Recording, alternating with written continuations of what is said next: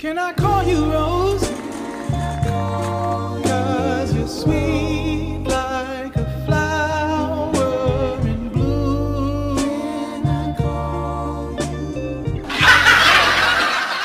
Assalamualaikum warahmatullahi wabarakatuh. Halo semuanya, perkenalkan kami dari kelompok 4. Di sini kami akan mewawancarai Ibu Tia sebagai tokoh musik dari musik jazz. Sebelum itu, izinkan saya memperkenalkan anggota saya terlebih dahulu. Halo, perkenalkan nama saya Bayu Rizky. Bruh. Saya Fauzi Rahman. Bruh. Saya Minta Tinawati. Bruh. Saya Ella Fauzia. Bruh. Bruh. Saya Fateo. Bruh. Selamat menyaksikan. Selamat siang semuanya. Di sini kami dari kelompok 4. Di sini kami akan mewawancarai salah satu tokoh musik jazz yang sekarang sudah ada di sebelah saya. Di sini ada Ibu Tia Subiakto yang berusia 45 tahun, profesi sebagai komposer, konduktor, penyanyi, dan penata musik film dan sutradara film Indonesia. Oke, di sini saya mulai aja nih. Halo. Oh iya, halo. Halo Ibu, di sini saya izin mewawancara Ibu ya. Oke. Jadi untuk pertanyaan pertama, sejak kapan Ibu di sini mulai tertarik dengan musik jazz dan siapa sih musisi jazz yang menjadi pengaruh utama dari karir Ibu ini? Oke, nih jadi aku ceritain dari awal ya. Aku tuh belajar musik itu dari umur 3 tahun.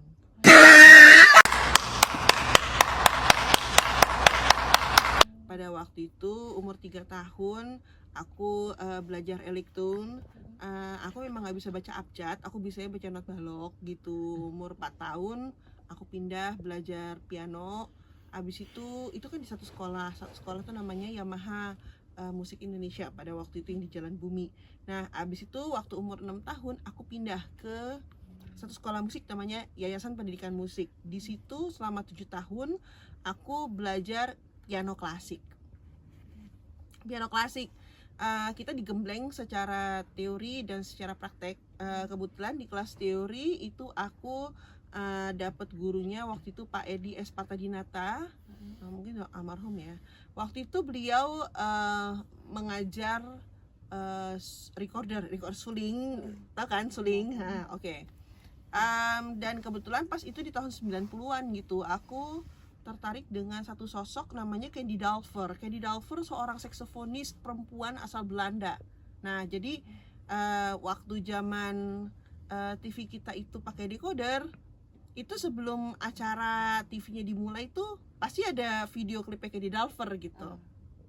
Nah, terus terutama aku apal sih lagunya, maksudnya lagunya salah satu lagunya tuh namanya Lily Was Here gitu. Terus udah gitu aku bilang sama papaku, "Pah, aku mau aku mau jadi pemain saksofon." Akhirnya sama papaku dibeliin klarinet, alto saksofon sama sopran saksofon gitu. Aku belajar begitu, pas dapat aku belajar klarinet dulu awalnya, and then aku belajar alto saksofon kemudian.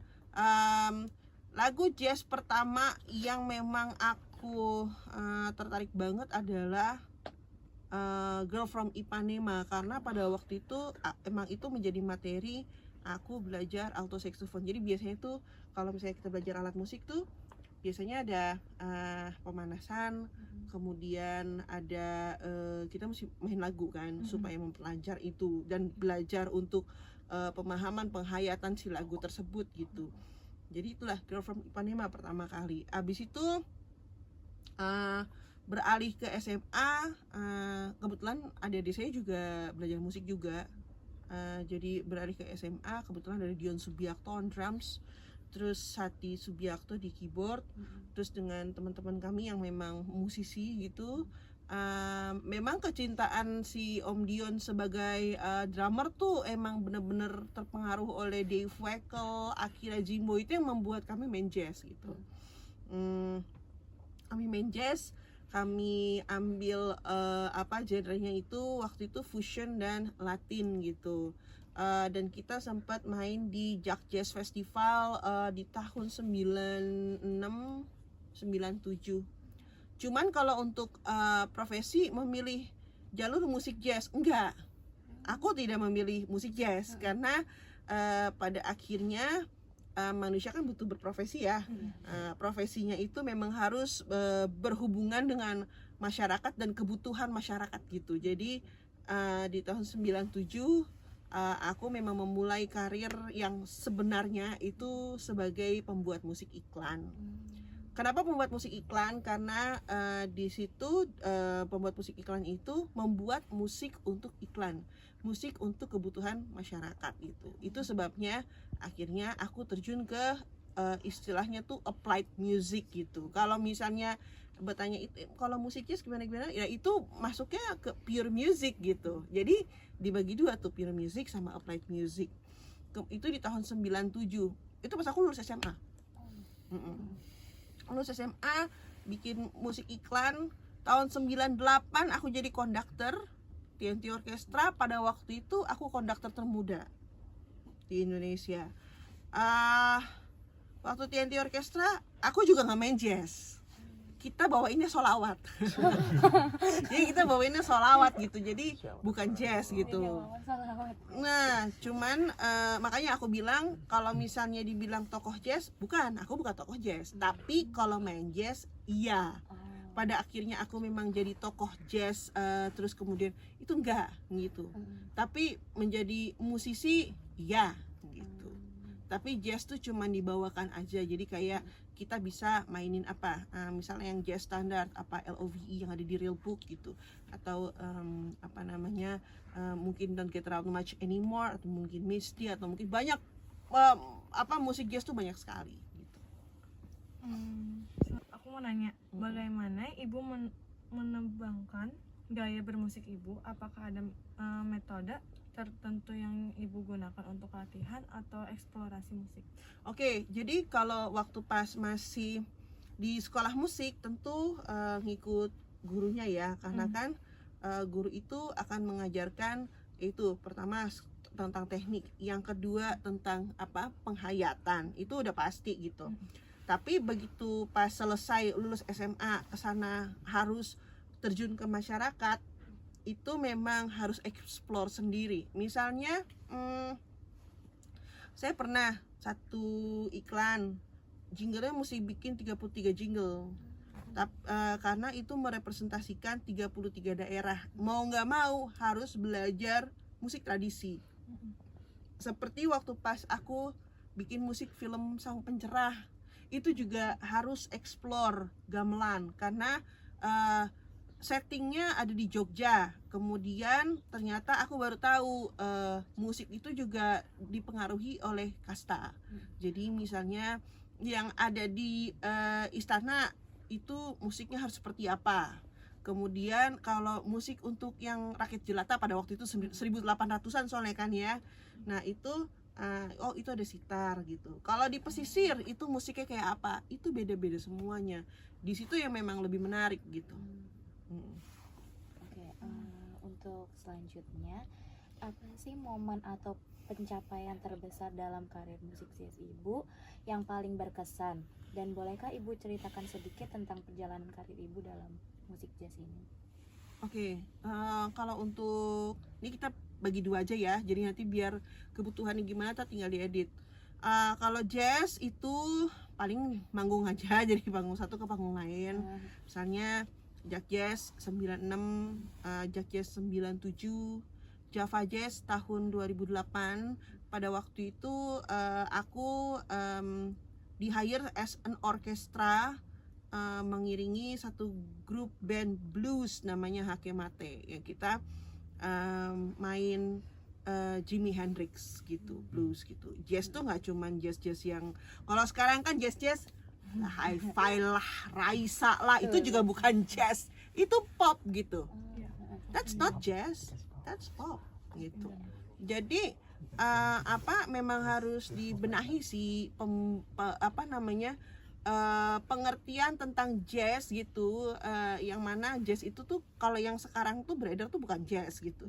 Tapi kalau mau ngomongin tentang tentang Cassiopeia itu fusion. Mau ngomongin tentang tentang Lily Tenauer itu juga jazz. Mau ngomongin siapa? Ngomongin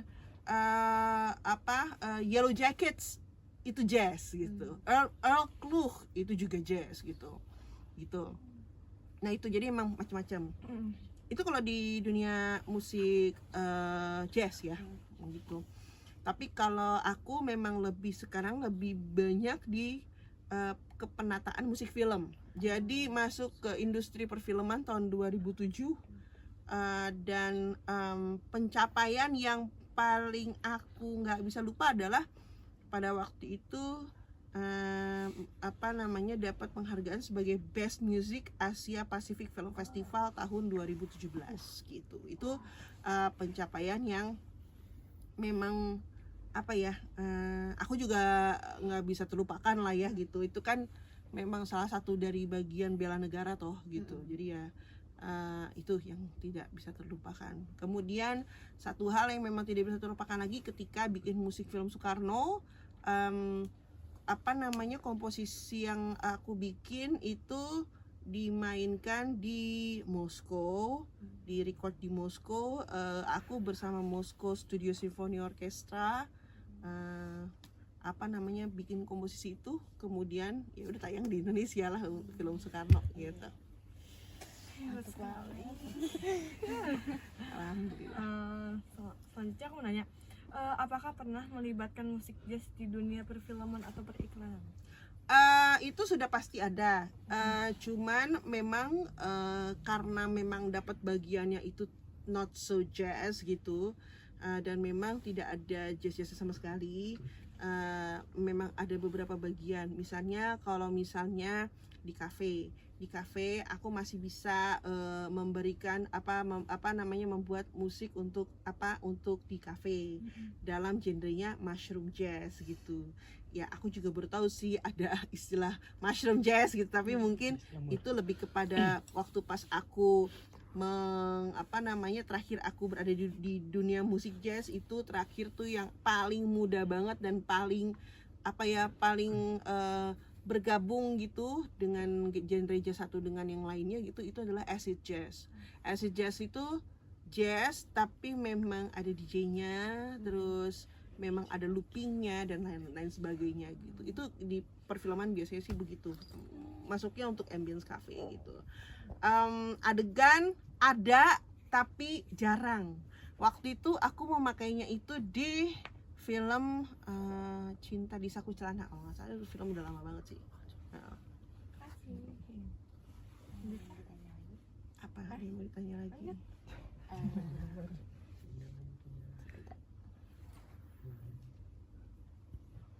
Oke, untuk selanjutnya kalau kita perdalam soal musik jazz nih Bu, tantangan ketika bermain genre jazz itu seperti apa sih kira-kira? Sebenarnya kalau main musik jazz ini kalau kita masuk ke pengetahuan umum ya gitu, musik jazz itu tantangannya tuh nggak ada gitu, karena jazz itu tentang kebebasan gitu.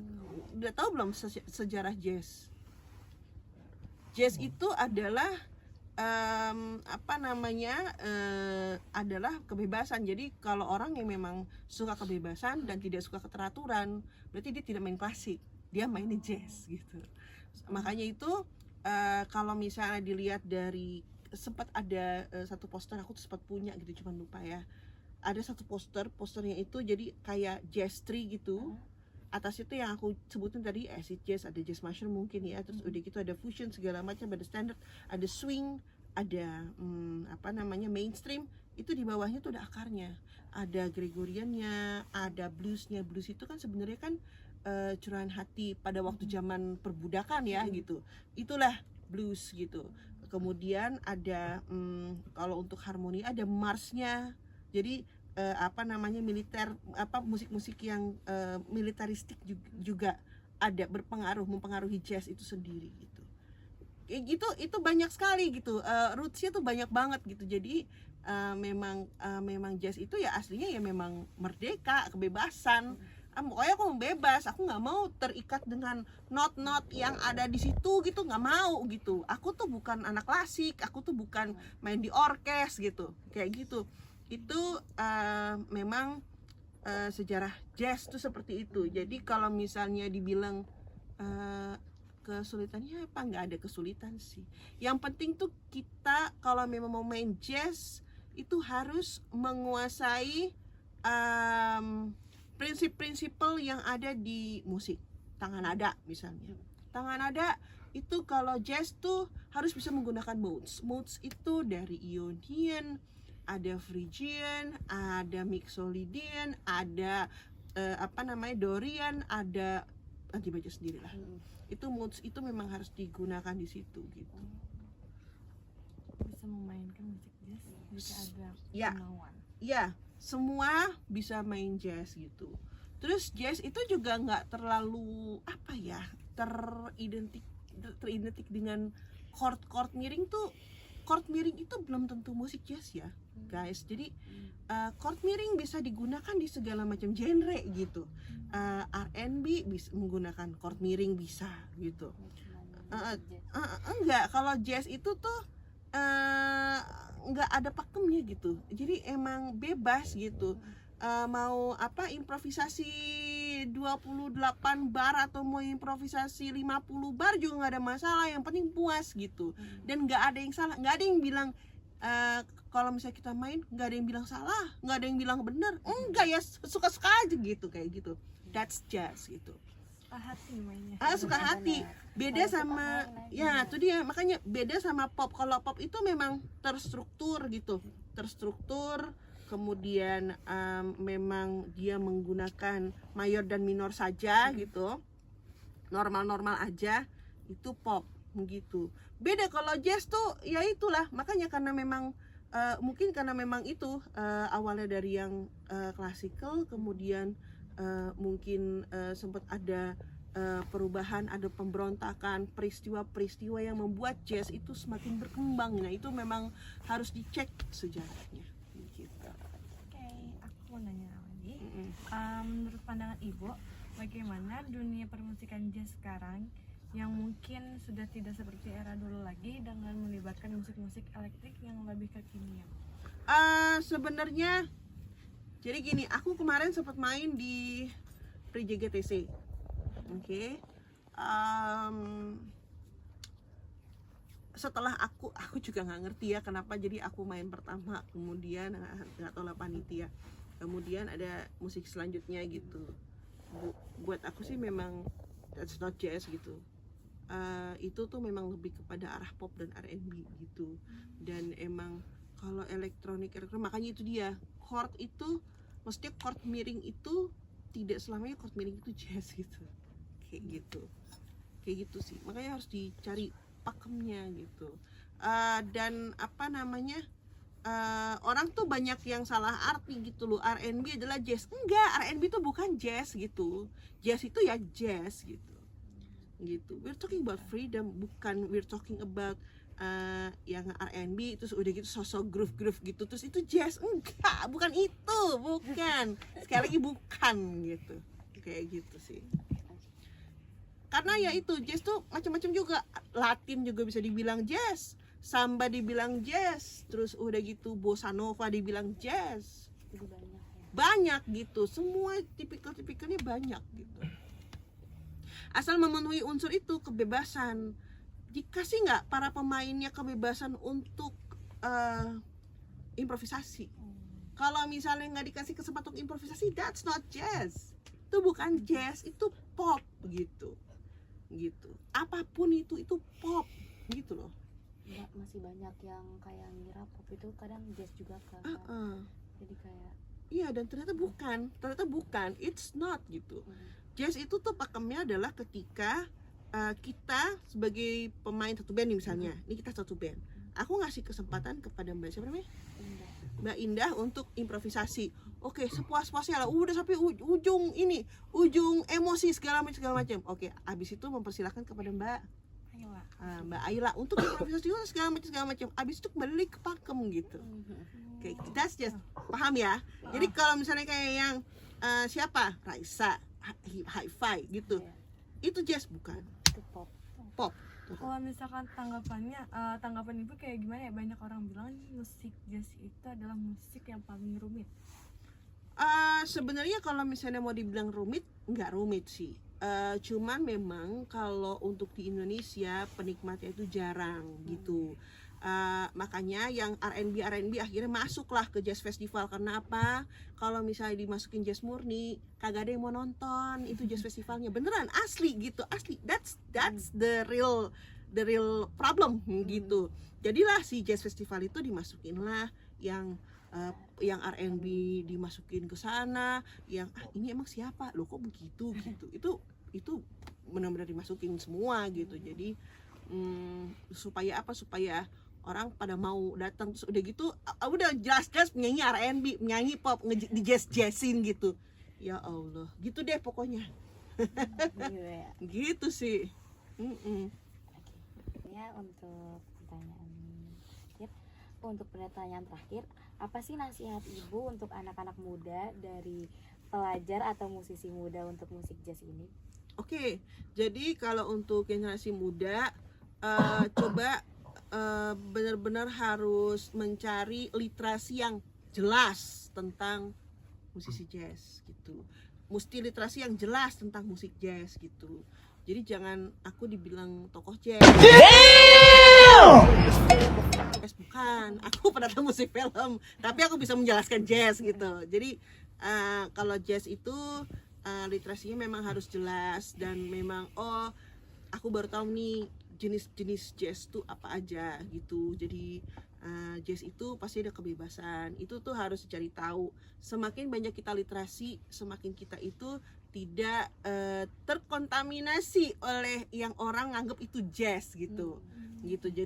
Jadi itu emang harus sering gaul. Karena sering gaul kenapa? Sering gaul tuh kalau memang mau ngejazz tuh, sering gaul itu bisa tahu tuh, jadi zaman dulu tuh ada yang namanya Jack Lesmana, sekarang ada anaknya Indra Lesmana gitu. Terus ada Berry Likumahua gitu. Terus udah gitu ada lain-lain, ada Devian Zikri atau ada siapa gitu. Jadi itu emang udah karuan, emang mereka tuh musik jazz gitu, musisi jazz. Terima kasih atas waktunya Ibu. Sama. Kurang lebihnya mohon maaf kalau misalnya ada salah-salah kata yang nggak enak gitu kan. Salah kata maafin aja. Iya. Mari pulang.